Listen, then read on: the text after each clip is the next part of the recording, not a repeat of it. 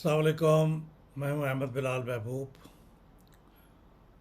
आज यानी 16 अगस्त को इलेक्शन कमीशन ऑफ पाकिस्तान का एक बहुत अहम इजलास हुआ है और इस इजलास के बाद कौम ये तवक्को कर रही थी कि इलेक्शन कमीशन अगले आम इंतखाबात की तारीख के बारे में कोई रहनुमाई करेगा कि वो कब मुनक़िद होंगे। और उससे जुड़ी हुई एक दूसरी अहम चीज़ कि हल्का बंदियों के बारे में क्या फ़ैसला होगा। क्या हल्का बंदियों की ज़रूरत होगी, और अगर होगी तो उसके लिए कितनी मुद्दत दरकार होगी, और फिर उसी पे डिपेंड करेगा कि आइंदा आने वाले इंतखाबात किस वक्त हो पाएंगे।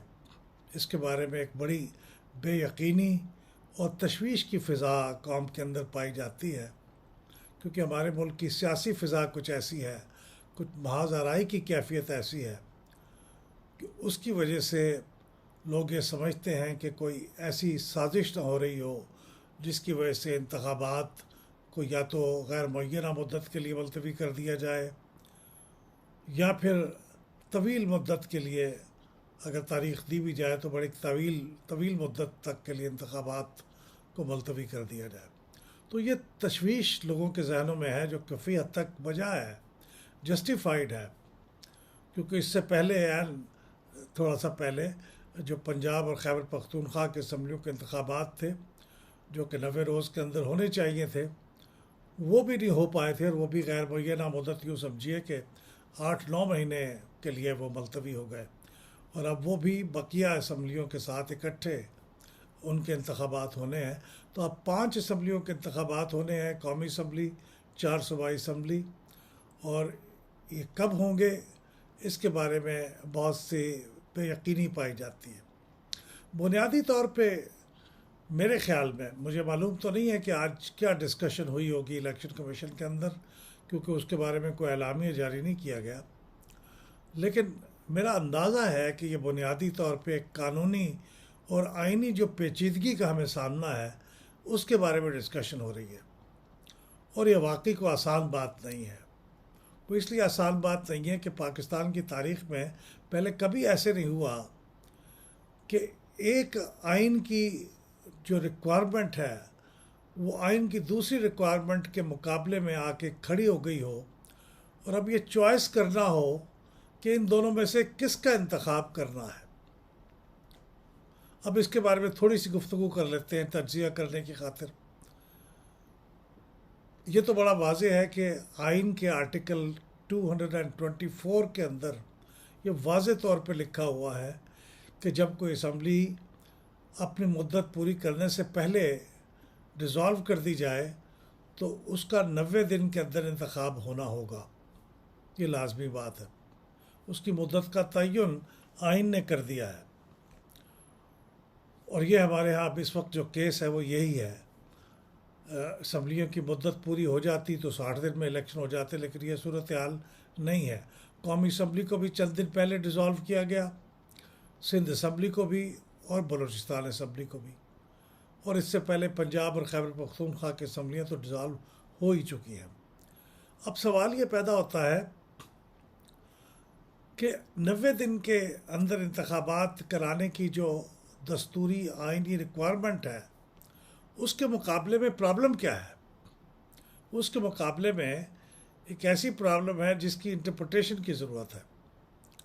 आइन के आर्टिकल, एक दूसरा आर्टिकल 51 और उसकी जो झैली आर्टिकल है 51(5), उसके अंदर ये लिखा हुआ है कि जब कोई नई मरदमशुमारी पब्लिश हो जाएगी, यानी वो उसके नताइज पब्लिक हो जाएंगे, नोटिफाई कर दिए जाएंगे, तो उसके बाद जो सूबों को कौमी असम्बली की नशिस्तों की तकसीम है वो आबादी की बुनियाद पे होगी, उस आबादी की बुनियाद पे जो नई मरदमशुमारी के अंदर दी गई होगी। अब यहाँ तक तो बात ठीक है, लेकिन इससे बाज़ लोगों का ख्याल ये है कि ये मुराद भी है कि सिर्फ सूबों को कौमी असम्बली की नशिस्तों की तकसीम ही नहीं, बल्कि सूबों के नीचे अगर कहीं आबादी बढ़ गई है किसी ज़िले के अंदर, कहीं घट गई है, तो उसके मुताबिक फिर नशिस्तों की तकसीम निचली सतह पे भी वैसे ही होनी चाहिए। जिस तरह सूबों में कौमी असम्बली की नशिस्तों की तकसीम आबादी के बुनियाद पे हो, जिस तरह के नई मरदमशुमारी में बताया गया है, और ये आइन के आर्टिकल 51(5) में सिर्फ यहाँ तक ही लिखा है कि कौमी असम्बली की नशिस्तों को नई मरदमशुमारी में दी गई आबादी के मुताबिक सूबों में तकसीम कर दिया जाए। किसी सूबे की अगर आबादी बढ़ गई है तो उसी निस्बत से वहाँ की नशिस्तें भी बढ़ जाएंगी, अगर किसी सूबे की आबादी कम हो गई है तो उसी निस्बत से उस सूबे की कौमी असम्बली की नशिस्तें भी कम हो जाएंगी। ये लिखा हुआ है इसके अंदर। इसके अंदर ये नहीं लिखा हुआ कि सूबों के सतह से नीचे ज़िलों के ऊपर जाके जो आबादी की तब्दीली होगी, कमी या ज़्यादती होगी, तो ज़िलों के अंदर भी नशिस्तों की तकसीम उसको भी तब्दील कर दिया जाएगा। ये आइन में नहीं लिखा हुआ, लेकिन बाज़ लोग इससे ये नतीजा या ये मानी अखज़ कर सकते हैं, लेकिन ये लिखा नहीं हुआ। अब ये चूँकि लिखा नहीं हुआ तो इसकी इंटरप्रिटेशन करने की कोशिश कर रहे हैं माहिरीन कानून कि क्या इससे ये मुराद है या ये नहीं है कि ज़िलों की सतह पे जाके भी आबादी के मुताबिक नशिस्तों की तकसीम करनी है। अगर ये तकसीम वो कर देते हैं तो इसको भी सुप्रीम कोर्ट में चैलेंज किया जा सकता है कि ये लिखा नहीं हुआ तो ये क्यों की जा रही है तकसीम। और अगर वो तकसीम नहीं करते तो भी कुछ लोग इसको चैलेंज कर सकते हैं सुप्रीम कोर्ट के अंदर कि अगर नई मरदमशुमारी आ गई है, आबादी बदल गई है, ज़िलों की आबादी बदल गई है, तो आप उन ज़िलों को इस नई आबादी के मुताबिक नशिस्तों की तकसीम क्यों नहीं कर रहे। और फिर अगर आप सूबों से नीचे जाएंगे तो फिर उसकी तकसीम का मामला सिर्फ कौमी असम्बली की नशिस्तों का ही नहीं होगा, सूबाई असम्बली की नशिस्तों का भी होगा। तो एक तो ये इंटरप्रिटेशन का मामला है जिसकी वजह से ग़ालिबन जो कानूनी माहिरीन है इलेक्शन कमीशन के, वो इलेक्शन कमीशन को एडवाइस कर रहे हैं और इलेक्शन कमीशन उसके मुताबिक अपना ज़हन बनाने की कोशिश कर रहा है। लेकिन ये दूसरी बात जो बहुत वाज़ेह है उसके मुकाबले में, वे है कि आइन का आर्टिकल 224 बड़ा वाज़ेह तौर पर कहता है कि 90 रोज़ के अंदर इंतखाबात होंगे। उसमें तो कोई इंटरप्रिटेशन की भी ज़रूरत नहीं है। आइन के आर्टिकल 51(5) के अंदर तो फिर भी आप इंटरप्रिटेशन करके शायद ये नतीजा निकालें कि ज़िलों की सतह पर जाके नशिस्तों की तकसीम की भी ज़रूरत है नई मरदमशुमारी के मुताबिक। लेकिन आर्टिकल 224 के अंदर जो 90 दिन की मुद्दत दी हुई है वो बड़ी क्लियर है, उसके अंदर किसी लंबी चौड़ी इंटरप्रिटेशन की ज़रूरत नहीं है, वो तो बड़ी वाज़ेह है।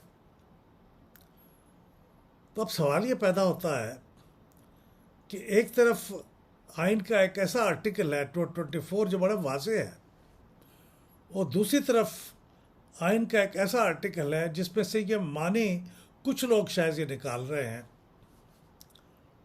तो अब इसके मुकाबले में ज़ाहिर है अगर मैं ये फ़ैसला करने वाला हूँ तो एक आम आदमी की हैसियत से, मैं को माहिर कानून नहीं हूँ, लेकिन मैं तो इससे ये नतीजा अखज़ करूँगा कि जिस आर्टिकल के अंदर माने बिल्कुल वाज़ेह हैं उसको प्रेसिडेंस दी जानी चाहिए, और जहाँ माने वाज़ेह नहीं हैं उसको प्रेसिडेंस नहीं दी जानी चाहिए। और ये बात भी दुरुस्त है कि इलेक्शंस एक्ट के अंदर जो कि कानून है, इलेक्शंस एक्ट के अंदर जो सेक्शन 17 है, उस सेक्शन 17 का जो झैली सेक्शन है 2, उसके अंदर भी ये लिखा हुआ है कि कमीशन हर नई मरदमशुमारी के बाद डिलिमिटेशन करेगा।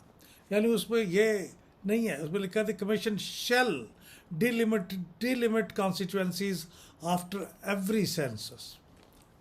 लेकिन यह बहरहाल कानून है, ये आइन नहीं है।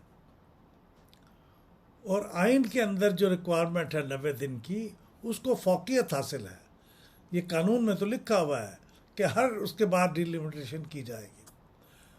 अब एक दूसरी दिलचस्प सूरत हाल ये पैदा हो गई है, वरना तो ये मामला सीधा होता कि जी मरदमशुमारी हो गई है, मरदमशुमारी में नई आबादी आ गई है और उस नई आबादी के मुताबिक अब आपको डिलिमिटेशन करनी है। लेकिन एक और पेचीदगी ये पैदा हुई है कि नई मरदमशुमारी में सूबों की आबादी का जो तनासब है, आबादी बढ़ तो गई है, 2017 की ये मरदमशुमारी के मुकाबले में आबादी बढ़ तो गई है, लेकिन आबादी बढ़ने के बावजूद उसका जो तनासब है सूबों के अंदर वो वही है जो 2017 के अंदर था। ये बहुत गैर मामूली बात है, ये मौजज़ाना बात है, लेकिन हमें पाकिस्तान ब्यूरो ऑफ स्टैटिस्टिक्स ने यही बताया है और फिर काउंसिल ऑफ कॉमन इंटरेस्ट ने भी जिसको अप्रूव किया है उसके मुताबिक तो यही सूरत हाल है। लिहाजा आपको ये बात तस्लीम करनी पड़ेगी आगे बढ़ने से पहले। तो अगर अब चूँकि सूबों के अंदर आबादी की तकसीम वही है जो 2017 में थी, उसकी निस्बत वही है, तो इसका मतलब यही हुआ कि कौमी असम्बली की नशिस्तों की तकसीम भी उसी तरह होगी जो से 2017 में थी, उसमें कोई तब्दीली नहीं होगी। और ये बात हमारे आउट गोइंग गवर्नमेंट के वज़ीर कानून जनाब आज़म नज़ीर तारड़ साहब इस बात का इजहार भी कर चुके हैं कि चूँकि अब ये आबादी का तनासब वही है, लिहाजा नशिस्तों में अंदर भी कोई तब्दीली नहीं होगी। अगर नशिस्तों के अंदर तब्दीली हुई होती तो फिर एक और सवाल पैदा हो जाता कि अब ये नई नशिस्तों की जो तकसीम होगी उसको आर्टिकल 51(3) में एक टेबल के अंदर लिखा हुआ है, तो अब आप तकसीम को बदलेंगे तो इसका मतलब है आर्टिकल 51(3) के अंदर आपको अमेंडमेंट की ज़रूरत होगी, और अमेंडमेंट कौमी असम्बली की 2/3 अक्सरियत के साथ ही हो सकती है और सेनेट की 2/3 अक्सरियत के साथ हो सकती है। सेनेट के अंदर तो 2/3 अक्सरियत हासिल हो सकती थी, यानी वहाँ इतनी तादाद थी कि उसमें से 2/3 अगर इसकी हमायत करते तो वो हो जाती, लेकिन कौमी असम्बली की जो टोटल नशिस्तें हैं वो भी अब 2/3 से कम है, लिहाजा आइन में तरमीम तो हो ही नहीं सकती थी। अब तो खैर कौमी असम्बली डिज़ोल्व हो गई, लेकिन उससे पहले अगर होती भी तो आइन में तरमीम ना हो सकती। तो आइन में तरमीम ना हो सकती तो इसका मतलब है कि फिर वो डिलिमिटेशन नई आबादी के मुताबिक करने का सवाल ही नहीं था। लेकिन अब चूँकि आबादी का तनासब वही है जो 2017 का है और नशिस्तों की तकसीम भी सूबों के अंदर वैसी हो गई है, लिहाजा अब आइन की आर्टिकल 51(5) की मंशा तो खुद ब खुद ऑटोमेटिकली पूरी हो गई कि सूबों के अंदर कौमी असम्बली की नशिस्तों की तकसीम हो चुकी, वो वही है जो 2017 में थी। लिहाजा आइन का मंशा आर्टिकल 51(5) का पूरा हो चुका है। अब आइन की जो मंशा है आर्टिकल 224 की वो पूरी होनी है 90 रोज़ के अंदर इंतखाबात। लिहाजा मैं अपने तौर पे ज़हनी तौर पे मैं तो बिल्कुल क्लियर हूँ कि अब आपको आइन की मंशा के मुताबिक ज़िलों के अंदर जाके आबादी के मुताबिक नशिस्तों को तब्दील करने की ज़रूरत नहीं है, वो आप आइंदा के लिए उठा रखिए। इस वक्त आपने आइन की जो मंशा थी वो पूरी हो चुकी है कि सूबों के अंदर नशिस्तों की तकसीम हो चुकी है। अब आप आइन की दूसरी आर्टिकल 224 की मंशा के मुताबिक 90 रोज़ में इंतखाबात करवाइए। मेरे ख्याल में मेरी राय तो ये है, लेकिन चूँकि इसके ऊपर बड़े बड़े आइनी माहिरीन बैठे होंगे, उनकी राय ली जा रही होगी, लिहाजा उसमें कुछ टाइम लग रहा है। अब मैं उम्मीद करता हूँ कि शायद कल अगर इलेक्शन कमीशन का इजलास होगा तो वो शायद किसी नतीजे पे पहुंच जाएंगे डिलिमिटेशन के बारे में कि उन्हें डिलिमिटेशन करनी है या नहीं करनी की। दोनों सूरतों में मेरा ख्याल ये है कि ये मामला सुप्रीम कोर्ट में जाएगा और सुप्रीम कोर्ट फिर इसके बारे में एक हतमी फ़ैसला देगी कि क्या डिलिमिटेशन होगी या नहीं होगी, और अगर फिर होगी तो उसके नतीजे में फिर इलेक्शन कमीशन को उसका टाइम टेबल देना होगा, जो कि बिलअमूम 4 महीनों के लिए होता है, लेकिन मेरा ख़्याल है इस दफ़ा चूँकि सूबों की आबादी का तनासब वही है, सूबों के कौमी असम्बली की नशस्तों की तादाद वही है, तो अब इसलिए तमाम हलकों के अंदर शायद तब्दीली नहीं होगी, लेकिन हो इसलिए भी सकती है कि अब इलेक्शन के कवानीन में एक तब्दीली कर दी गई है। पहले तो ये था कि आपको ज़िलों की बाउंड्री को मद्देनज़र रख के ही आपको डिलिमिटेशन करनी थी। अब उन्होंने ये कहा है कि आप ज़िलों की बाउंड्रीज़ का भी ख्याल न करें, और जिस चीज़ का ख्याल करें वो ये है कि हर हल्के की आबादी तकरीबन कम व बेश बराबर हो, उसके अंदर जो थोड़ी सी वेरिएशन की गुंजाइश है वो उन्होंने कहा कि वो अगर ज़िले की हदूद को भी आप क्रॉस करके आपकी कॉन्स्टिट्यूंसी आगे बढ़ जाती है तो आप उसको कर लें। ये काम इलेक्शन कमीशन ने पहले कभी नहीं किया, तो ये एक नई पेचीदगी है। तो इसलिए मेरे ख़्याल में ये 2 या 3 पेचीदगियों की मौजूदगी में, यानी एक तो ये कि क्या आर्टिकल 51(5) की इंटरप्रटेशन ये है कि सूबों से नीचे जाके ज़िलों की हद तक भी आपको नशिस्तों की तकसीम बदलनी है। नंबर 1 इसका सवाल का जवाब देना है। नंबर 2 ये कि क्या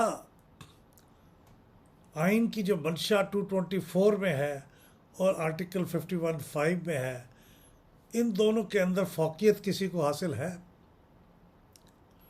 तीसरी बात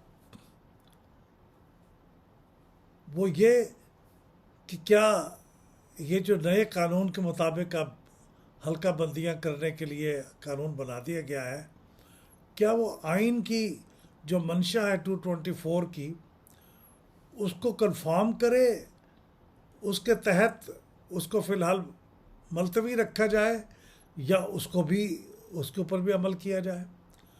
तो ये 2-3 चीज़ों के ऊपर जो इस वक्त कॉम्प्लिकेशन पैदा हुई है, इसीलिए इलेक्शन कमीशन गालबन ज़्यादा वक्त ले रहा है, वरना कौमी असम्बली को डिज़ाल्व हुए 7 दिन गुजर चुके हैं, आज 7वां दिन है।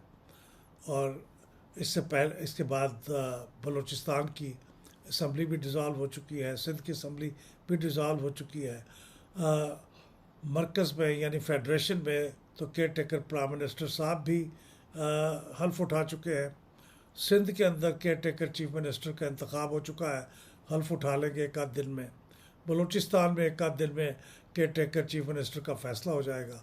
तो ये सब कुछ आगे बढ़ चुकी है बात। तो अब ये डिलिमिटेशन का फ़ैसले की बहुत सख्त ज़रूरत है।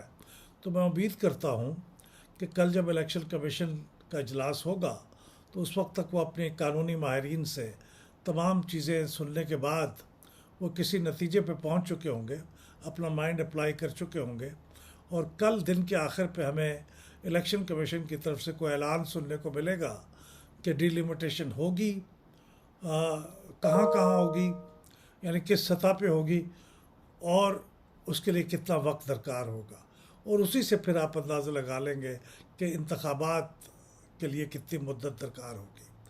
उम्मीद करनी चाहिए कि ये जो बेयकीनी की फ़िज़ा है इलेक्शन की तारीख़ मालूम ना होने की बिना पे, वो कल शायद ख़त्म हो जाएगी।